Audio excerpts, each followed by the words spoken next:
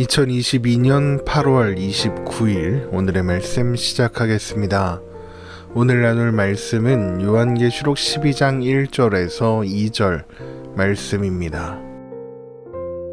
하늘에서 큰 이적이 보이니 해를 옷 입은 한 여자가 있는데 그 발 아래에는 달이 있고 그 머리에는 12별의 관을 썼더라. 이 여자가 아이를 베어 해산하게 되매 아파서 애를 쓰며 부르짖더라. 아멘. 일곱 번째 천사가 나팔을 불었습니다. 그러자 세상 나라가 하나님과 그리스도의 나라가 되었죠. 이것은 세상 나라는 없어지고 영원한 하나님 나라만이 남게 될 것이다 라는 의미입니다. 이 환상을 통해 신자된 우리는 두 증인으로 상징되는 교회가 교회 시대 내내 선포했던, 그러나 세상 사람들은 듣고자 하지 않았던 그것이 사실로 확인되는 날이 오고 말 것이라는 확증을 얻을 수 있습니다. 이어지는 요한계시록 12장의 말씀 또한 같은 맥락 속에 있습니다. 이제부터 살펴보게 되겠지만 요한계시록 12장에는 여러가지 비유적인 표현들이 많이 등장합니다.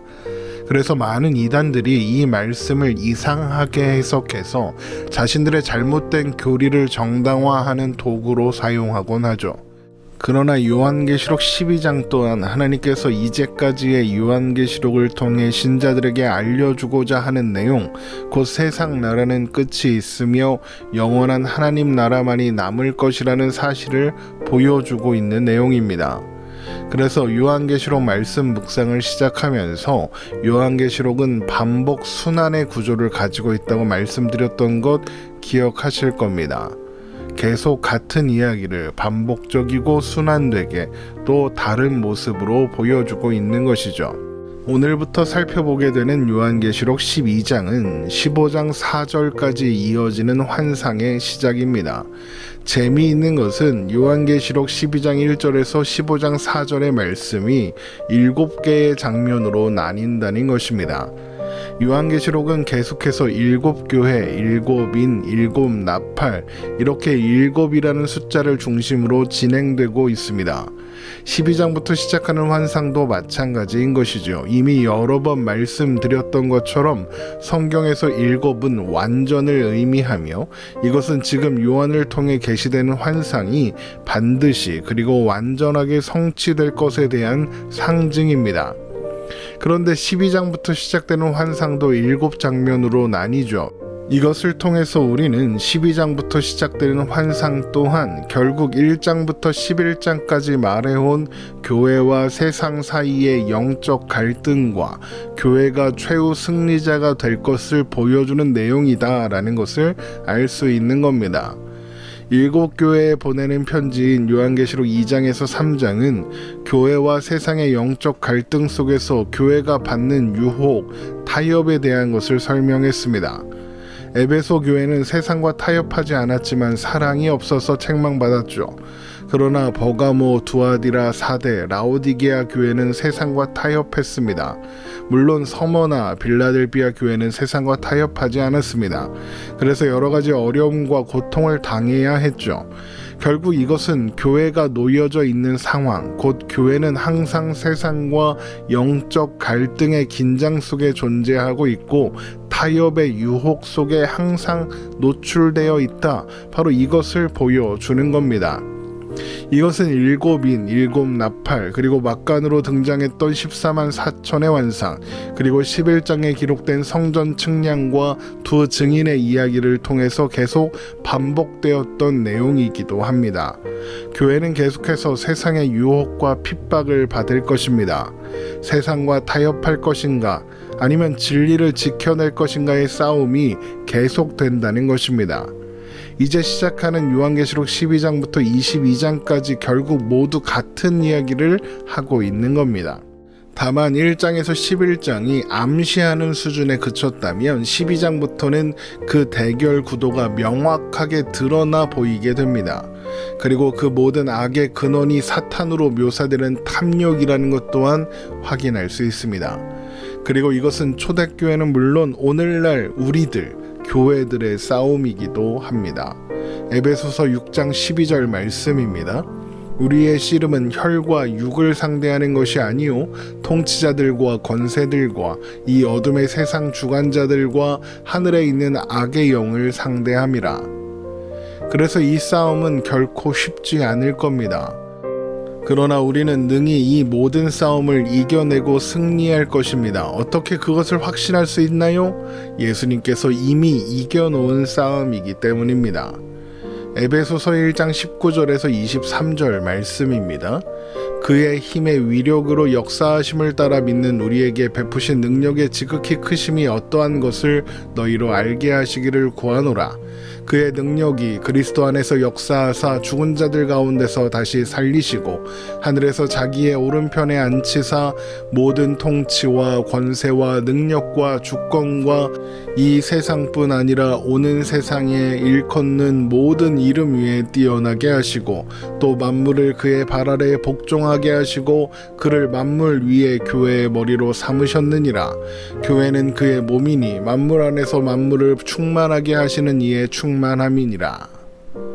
이 싸움은 조금이라도 아슬아슬하거나 이길 수도 있고 질 수도 있는 그런 싸움이 아닙니다.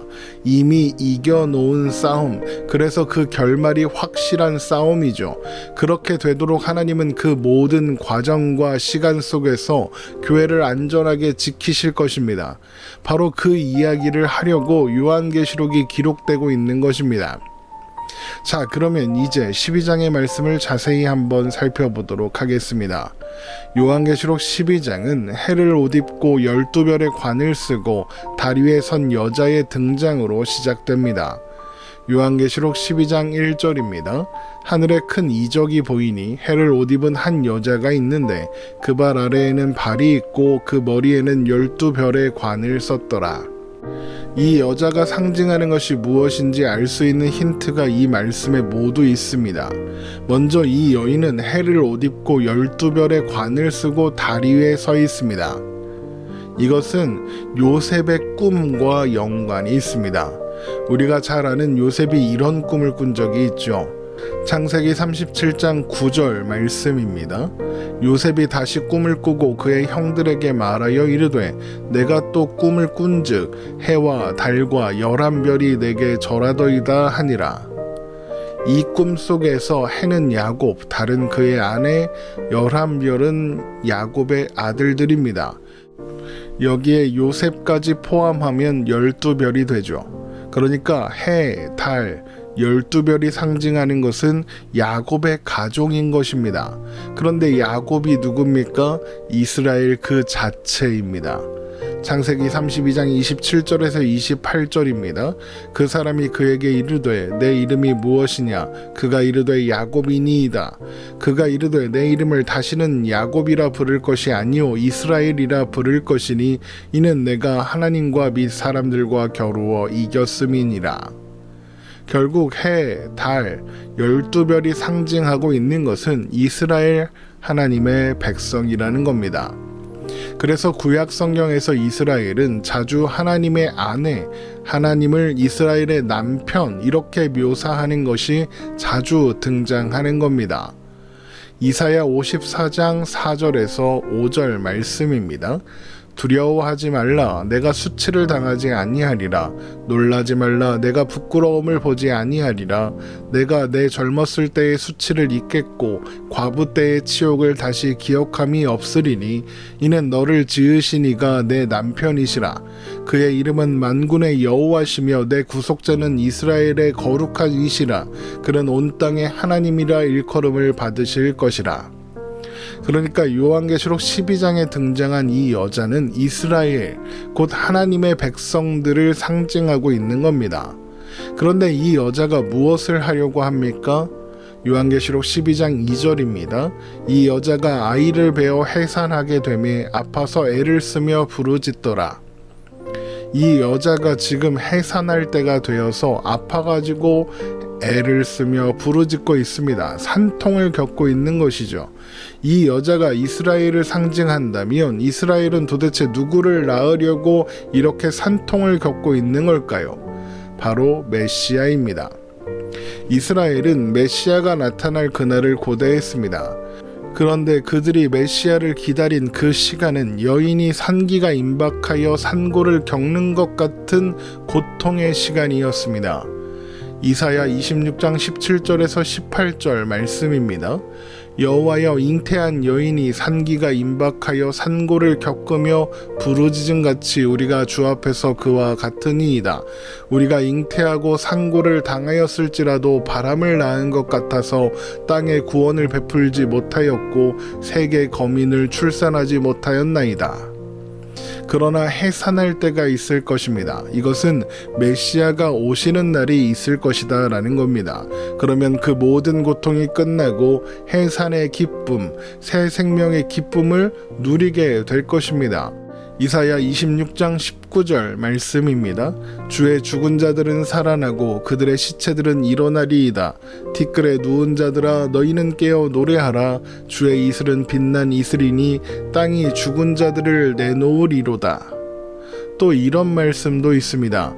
이사야 66장 7절에서 14절 말씀입니다. 시온은 진통을 하기 전에 해산하며 고통을 당하기 전에 남아를 낳았으니 이런 일을 들을 자가 누구이며 이런 일을 본 자가 누구이냐. 나라가 어찌 하루에 생기겠으며 민족이 어찌 한순간에 태어나겠느냐. 그러나 시온은 진통하는 즉시 그 아들을 순산하였도다.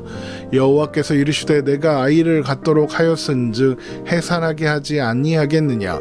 내 하나님이 이르시되 나는 해산하게 하는 이인즉 어찌 태를 닫겠느냐 하시더라. 예루살렘을 사랑하는 자들이여, 다 그 성읍과 함께 기뻐하라. 다 성읍과 함께 즐거워하라. 그 성을 위하여 슬퍼하던 자들이여, 다 그의 성의 기쁨으로 말미암아 그 성과 함께 기뻐하라. 너희가 젖을 빠낸 것 같이 그 위로하는 품에서 만족하겠고 젖을 넉넉히 빤 것 같이 그 영광의 풍성함으로 말미암아 즐거워하리라. 여호와께서 이와 같이 말씀하시되, 보라, 내가 그에게 평강을 강같이 그에게는 문나라의 영광을 넘치는 시내같이 주리니 너희가 그 성읍의 젖을 빨 것이며 너희가 옆에 안기며 그 무릎에서 놀 것이라. 어머니가 자식을 위로함같이 내가 너희를 위로할 것인즉 너희가 예루살렘에서 위로를 받으리니 너희가 이를 보고 마음이 기뻐서 너희 뼈가 연한 풀의 무성함 같으리라. 여호와의 손은 그의 종들에게 나타나겠고 그의 진노는 그의 원수에게 더하리라. 지금은 비록 산고를 겪는 여인처럼 고통스러울 것이나 순산하는 날이 있다는 겁니다. 그렇게 아이가 태어나면 평강과 영광과 기쁨이 가득하게 된다는 것입니다. 그런데 우리는 그것이 어떻게 성취되었는지 그 결과를 이미 알고 있습니다.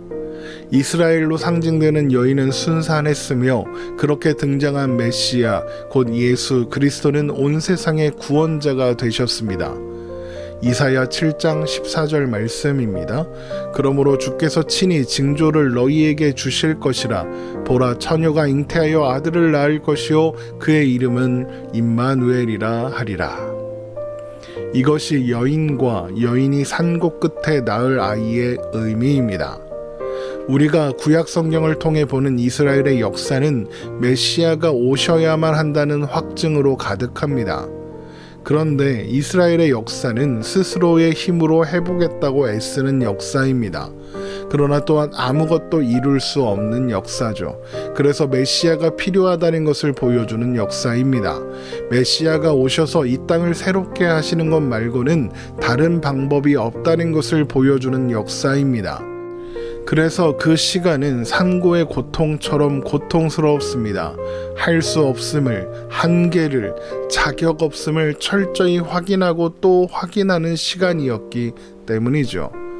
그런데 이스라엘 백성들이 메시아를 알아봤나요? 아닙니다. 메시아로 오신 예수님을 부정하고 부인했으며 십자가에 못 박아 죽게 했습니다. 메시아가 필요한 존재들이 그것조차 알지 못하고 메시아를 죽였습니다. 이것이 얼마나 고통스러운 자기 확인입니까? 로마서 7장 24절입니다. 오라, 나는 공고한 사람이로다. 이 사망의 몸에서 누가 나를 건져내랴.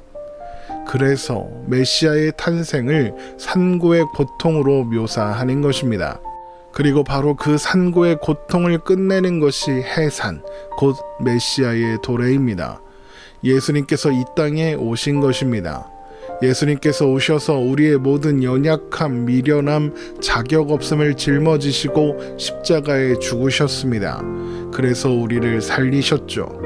이것이 이 말씀을 통해 초대교회 신자들과 오늘을 사는 우리들에게 들려주시려는 내용입니다. 우리의 연약함, 미련함, 자격 없음 때문에 우리는 자꾸만 세상을 부러워할 때가 있고, 그래서 그 유혹에 자꾸만 넘어지고 무너집니다. 세상과의 싸움이 쉽지가 않습니다. 이렇게 좋은 시대를 사는 우리들도 그러한데 초대교회 신자들은 오죽했겠습니까? 수없이 많은 실패와 좌절, 핍박과 고난을 당했습니다. 그 시간은 마치 산고의 고통처럼 고통스럽고 아팠겠죠. 그러나 그런 우리를 위해 메시아가 예수님께서 오셔서 이미 그 고통을 끝내셨으며 우리를 영원한 하나님 나라의 백성으로 만드셨습니다. 그러므로 이제는 더 이상 우리의 연약함, 미련함, 자격 없음으로 인한 실패와 좌절 때문에 낙심할 필요가 없는 겁니다. 또한 외부로부터 가해지는 핍박과 고난에도 두려워할 필요가 없는 것이죠. 이후에 진행되는 모든 이야기가 바로 이것에 초점을 두고 있습니다. 우리의 운명은 이미 하나님 나라라는 결론 속에 있다, 이것입니다. 어떠한 시련, 어떠한 유혹, 어떠한 좌절이 와도 그 운명은 바뀌지 않습니다. 여러분, 이것을 꼭 기억하시기 바랍니다. 오늘 말씀 이렇게 마치겠습니다. 오늘도 주님과 동행함이 기쁨되는 우리가 되기를 주님의 이름으로 축원합니다.